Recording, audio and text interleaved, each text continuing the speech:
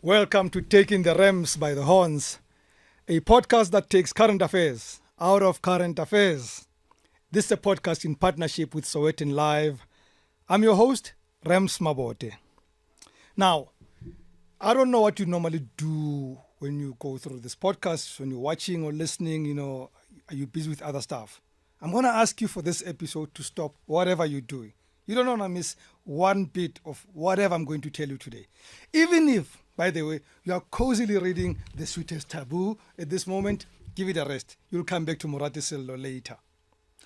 Now, every year around this time, a register of gifts that our politicians receive over the time gets to be published, right? We get to know who's been nice to them, who's been grateful for their service, for their generosity. And I thought, this could be interesting. And trust me, it has been exceptionally interesting. I spent the entire Sunday, I think, going through this, and I thought, no, I gotta share with you what I found out there. So here we go, and I'm gonna go through them party by party. Although I'm not gonna do every part. I don't think the PAC gets any gifts, as you can imagine. who? Okay, let's not go there. So I started with, in the alphabetic in order. So I started with the African Christian Democratic Party, the ACDP, in the Register of Members' Interests. That's what the document is called. So the leader of the party, Reverend Kenneth Mishwe, received a gift of travel from the South African Friends of Israel, where he was going to attend, by the way, his daughter's own funeral. May her soul rest in peace. But also, interestingly, the self-same South African Friends of Israel paid for the travel to Israel of another ACDP member, Stephen Swart, to participate in a fact-finding mission, visit and pray at holy sites in the Holy Land. For a Christian party, I would have thought they don't need a fact-finding mission to the Holy Land. They should know it. These guys are like the walking encyclopedias of the Holy Land and what it stands for. But of course, they got this little gift from the Friends of Israel. And then, Action SA, I found something very interesting there. 3 Action SA members, they don't tend to tell the dates, but I think they all traveled together. They went to Taiwan. Lerato Ngobeni, Arthur Trollip, and Dr. Kgosi Letlape. That's the travel they took, and they were guests of the Taiwanese government, right? So the Taiwanese government paid for that. But that's not the interesting part. Here's the interesting part. Miss Lerato Ngobeni got 2 bottles of signature Taiwanese Cavalier whisky. Arthur Trollip got 1. Now, before I go to Dr. Kgosi Letlape, why? Why the discrimination? Is it because he's white? We gotta stop this. It's not right. Well, maybe it's gender issues. I think women deserve more because they've suffered. So maybe more whiskey to calm her nerves down. But Dr. Kgosi Letlape got no whiskey. Now, according to the register, my suspicion is that 1, he either forgot to declare because he took the whiskey almost immediately, so he lost a bit of memory after consuming it, or the Taiwanese respect the fact that he's a medic, so they can't do that to a medic. But at least for his, since he's got a cash loan from a friend, they don't explain these cash loans. They are non-interest bearing cash loans. This medic, who is now an MP, has a cash loan from a friend. Wow. And then, of course, the African National Congress. Buckle up. Buckle up. The most glaring thing about the ANC is that the backbenchers are for the forgotten middle shame. We don't know them. I know you don't know them as much as I don't know them. They don't do much, which we all know. And they sure do not travel anywhere except between Parliament and their residences. And therefore, they have nothing to disclose. Although, if history is anything to go by, that is not always proof that there was nothing to disclose. But let's not go there. Minister Barbara Creecy, again, I'll start because it goes alphabetically. She's the first one at the top there that caught my attention. understandably, she gets a lot of gifts. I mean, including obsolete things like a letter opener. I mean, who still gets letters? But she gets stuff like that, But what caught my attention was 100 milliliter bottle of Jordan River water worth 300 rand. 100 milliliter. I think it's about the size of this, or slightly more than this. Worth 300 rand. I bought this for 35 rand. Even at Konka, you don't buy water for that much. I mean, I think that something is amiss there. But that's what they told her the water was worth, right? And she told us it's worth 300 rand. The CEO of the airports company in South Africa gifted Barbara Creecy 2 sculptures of King Shaka. Why 2? I mean, why? What is she gonna forget one, or how does it work? Or I suppose maybe for different residences, because as a minister, you've got a residence in Pretoria and another one in Cape Town. But it could have been, one of Shaka and another one of another KZN luminary, like say Big Zulu. Make it 2, man. Make it 2 different things so that they stand out differently. Conspicuous though by their absence in the list of gifts to Creecy was Santaku, the taxi bosses. I guess with the number of headaches the taxi association gives her and all of us, they thought she doesn't deserve more. She already has enough trouble from us. Then there's Speaker Toko Tidiza. Like Creecy, Toko Tidiza got many gifts. But what caught my attention, and I'm sure it will catch your attention, was the description of, and I quote, colorful floral scarf from the Consul General of the Republic, or the Federal Republic of Russia in Cape Town. Was it important to say colorful? It almost feels like to me you are trying to tell us it was not red. There's just something about Russia and red, and people worried about the Russian influence on the ANC, so you just say it was colorful. It's not red. But I'm sure we now know the Reds did not give a red scarf. It was just colorful. Then there's Cedric Frolic, who frolics from time to time as a House Speaker when the other speakers are busy elsewhere. He is a member of 4 NPOs, he declares. Ordinarily, there's nothing to worry about. I'm a member of a number of NPOs myself. Until you hear the names of 3 of the NPOs. SA China Culture and Tourism Investment and Trade Promotion Center, 1. China People's Friendship Association, 2. Honorary Chairperson of the Sung Ching Lung Foundation. I don't know about you, China, but I smell a red there. But that's what he declared. He sits on those NPOs. You can imagine, outside the president, if there's one minister who will get a lot of attention and gifts, it has to be the Minister of International Relations and Cooperation.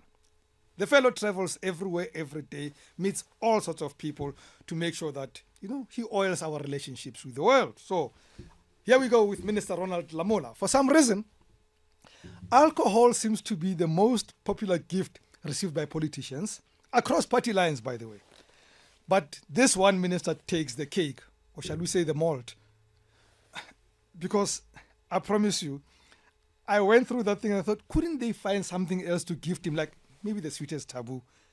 He received, among others, and I don't know some of these names, by the way, the Nemirov Deluxe vodka, Don Papa Aged Rum, Glenfiddich Malt Scotch Whisky, I think 3 times, Polyakov Premium Vodka, Chivas Regal 12-year-old, Old Twin Peck Whiskey, Johnny Walker Black Label, a box of Chinese red wine. It had to be red. And, blah, blah, blah, blah. And there's also a bottle of whiskey from Asupol, which is very intriguing to me. Like an insurance company shouldn't be making people risk their lives, right? But I suppose if you don't risk your life, insurance companies don't make money. But let's not digress. He also got an Arsenal shirt. I didn't know whether to feel sorry for him that he supports Arsenal or to feel like they were insulting him, those who gave him the shirt. But yeah, that's what the minister got, among many other things he got. Deputy Minister of Water and Sanitation, David Mahlobo. He says he has no gifts to disclose. I think the minister or the deputy minister is very ungrateful to President Cyril Ramaphosa. In spite of all the evidence laid at the Zondo Commission, CR still appointed him deputy minister. That's a gift, no? That's a proper gift. I would have declared it if I were him. The guy had no chance of any future in administration. There, he's deputy minister. I think he should declare that gift. And then there is that Supra Mahumapelo fellow. Remember him? The former premier of the Northwest. Supra Mahumapelo declared 24 properties ranging from vacant land to residential properties all in the Northwest. I am not going to get into any conclusions. I'm just telling you, if there's one thing Supra does not have a problem with, that all of us have a problem with, is land. We know that. Believe it or not. Minister Kwere Mantashe has no gifts to declare. Zero. Let that sink in. Let it go to your belly. Why did I have to do that, by the way? Anyway, let's then go to a fellow who I found out only this weekend that his name is Edward Mkhunu. You and I have known him as Senzo Mkhunu for a while, including up to a time when he was given a rest from the Ministry of Police. He was gifted a Huawei. I'm pronouncing this Huawei because I've heard somebody say Huawei, but other people say Huawei. I don't know what this brand is really pronounced as, but I'm going to call it what I've heard. A Huawei Pura 70 cell phone worth 20,000 Rand. And it got me thinking, could this be the same cell phone where he received the alleged WhatsApps from the underground? Watch the gifts you get, guys. They'll sell you out. Okay, let's move on.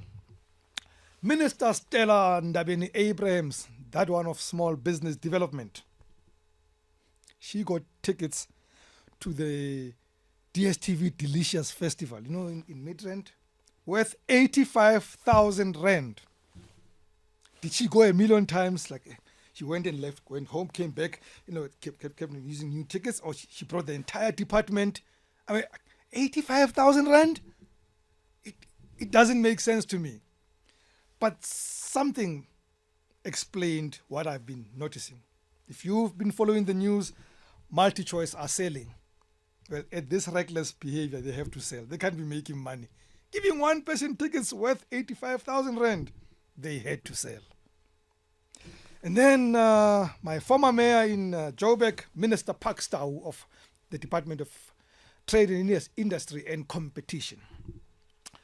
Nothing strange or suspicious, I must tell you. But I am intrigued by the description of the cost of gifts, as he puts it.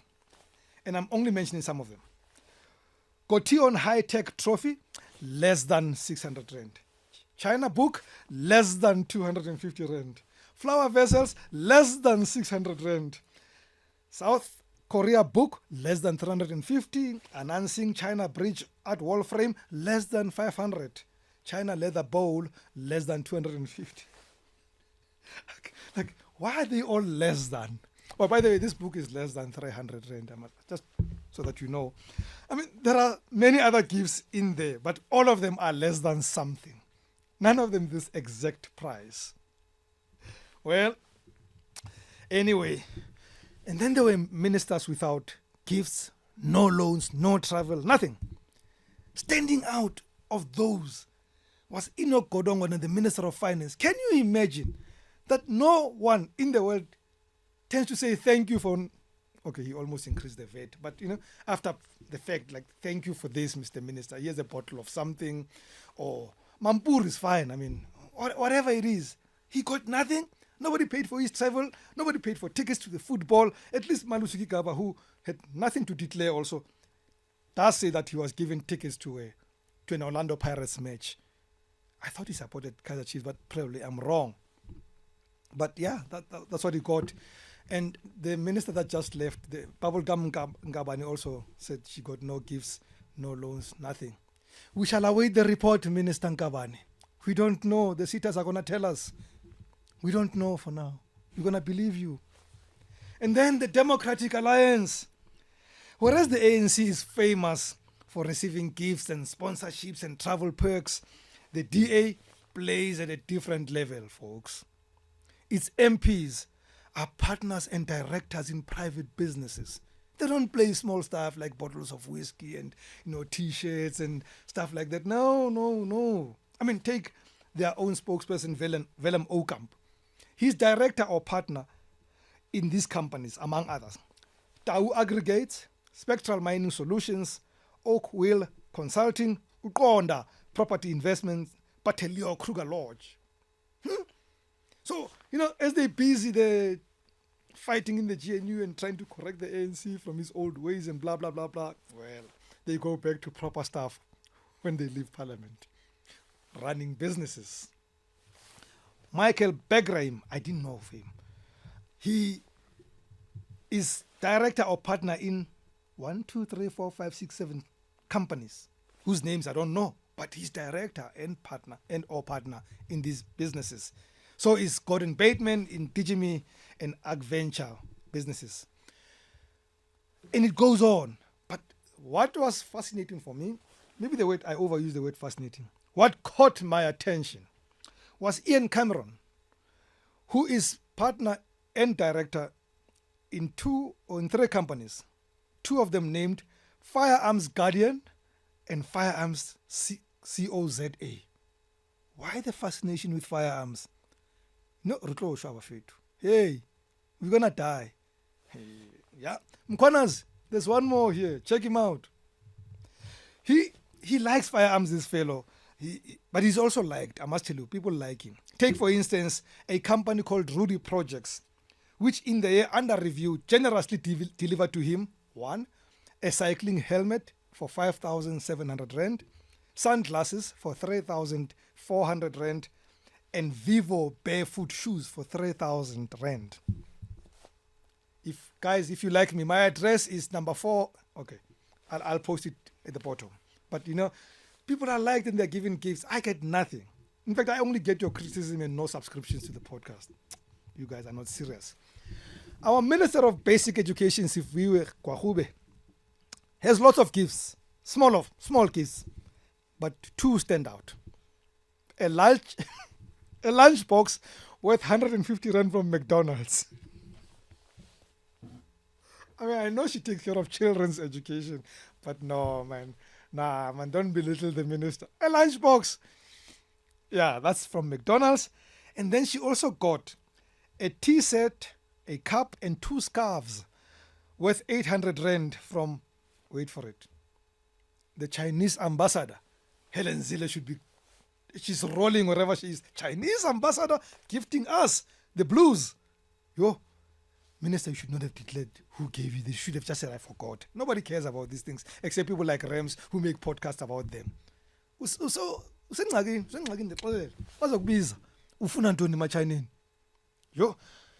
and then you remember Natasha Mazzoni, that, she, remember Tony Leon and Thabo Mbeki, I think, called Tony Leon what is that dog that makes a lot of noise? That Natasha took over from Tony Leon to be the noise maker. She's gone quiet, I must say. Nothing hair-raising here about what she found, what she was gifted, but I found it interesting that the outspoken MP has a monthly hairstyling and coloring gift from Palladium Hair Company worth 3,500 Rand each month.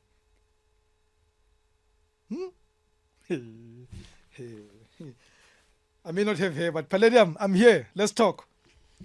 Equally intriguing, a gift of Bob Martin dog food worth 167,000 Rand, 536, goes to DA's Mlondi Mdluli.